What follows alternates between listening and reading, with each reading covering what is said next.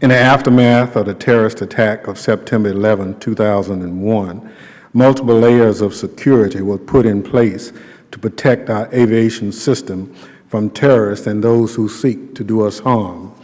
One of those many layers included passenger and baggage screening conducted by transportation security officers, commonly referred to as TSOs. Every day, over 400 airports across the country, 47,000 TSOs utilize their training and available technologies to screen passengers and their baggage for weapons and explosives. The vast majority of TSOs are hardworking, dedicated, diligent federal employees who take their role within the Homeland Security enterprise seriously and carry out this mission of the Transportation Security Administration in exemplary fashion. However, as many organizations have, there are some bad apples in the bunch. Yesterday, the Government Accountability Office released a report entitled Transportation Security, TSA Could Strengthen Monitoring of Allegations of Employee Misconduct. According to the report, although TSA has improved training and taken steps to improve the investigations of misconduct, it still does not have a system in place to ensure that allegations of employee misconduct are adjudicated consistently and uniformly. The bulk of employee misconduct cases are handled at the airport level, meaning that what happens at one airport may differ from what happens at another. Fortunately, TSA concurred with the 4 recommendations made by GAO that seeks to improve TSA's procedures and bring consistency to its actions. Some steps, such as establishment of the Office of Professional Responsibility and the creation of a table of offense and penalties, have already been put into action. I look forward to hearing from TSA on how it plans to implement the recommendations made by GAO. It must be noted, however, that the misconduct that served as the basis for the GAO report covered a wide range of offenses. Fortunately, the largest percentage of cases examined by GAO, 32%, covered TSO attendance and leave issues, as opposed to matters directly related to security. Those matters which did involve screening and security, accounting for 20% of the examined cases, ranged from sleeping on duty to subjective enforcement of violations of standard operating procedures. While not making light of these matters, it is important to view them in the proper context and also bear in mind that these incidents were committed by less than 1% of the TSO workforce.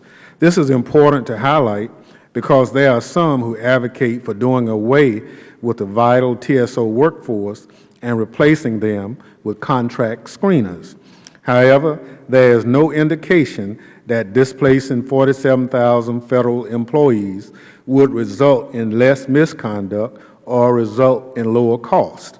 In fact, contractor screening are fully funded by taxpayers' dollars that would simply be transferred from public to private sector jobs.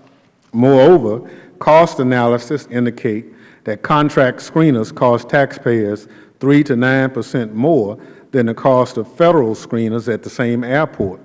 And there is no indication that instances of misconduct would decrease.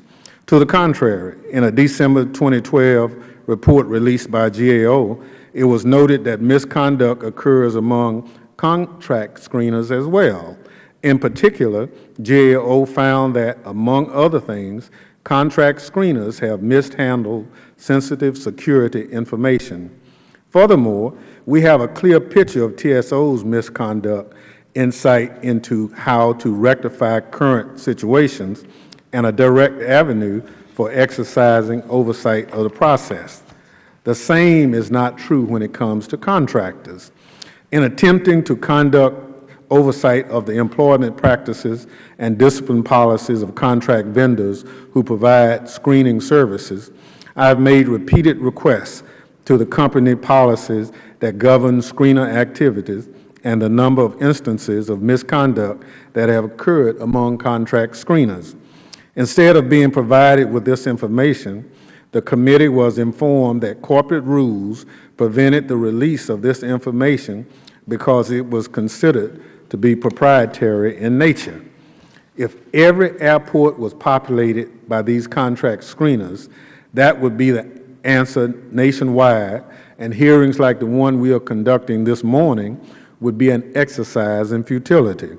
Moreover, while we are conducting a hearing to publicize the missteps of a very small number of more than 47,000 TSOs, misconduct continues to flourish at other TSA offices outside of the airport environment. For example, at my request, the Department of Homeland Security Office of Inspector General, whom we will also hear from this morning, found TSA's Transportation Threat Assessment and Credentialing Office, TTAC, exhibited a pattern of poor management practices and inappropriate use of informal administrative processes to assess and address misconduct.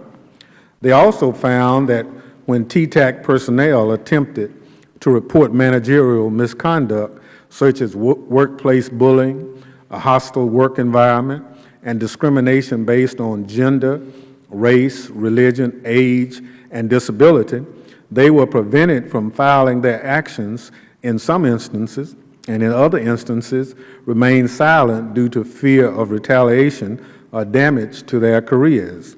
As a result of the OIG report, I've requested the Equal Employment Opportunity Commission to dig deeper into these allegations and conduct their own review to determine if these problems exist across the entire TSA. I look forward to the hearing from the OIG on whether the TSA has followed up on the recommendations. I thank the witnesses for appearing today and yield back the balance of my time.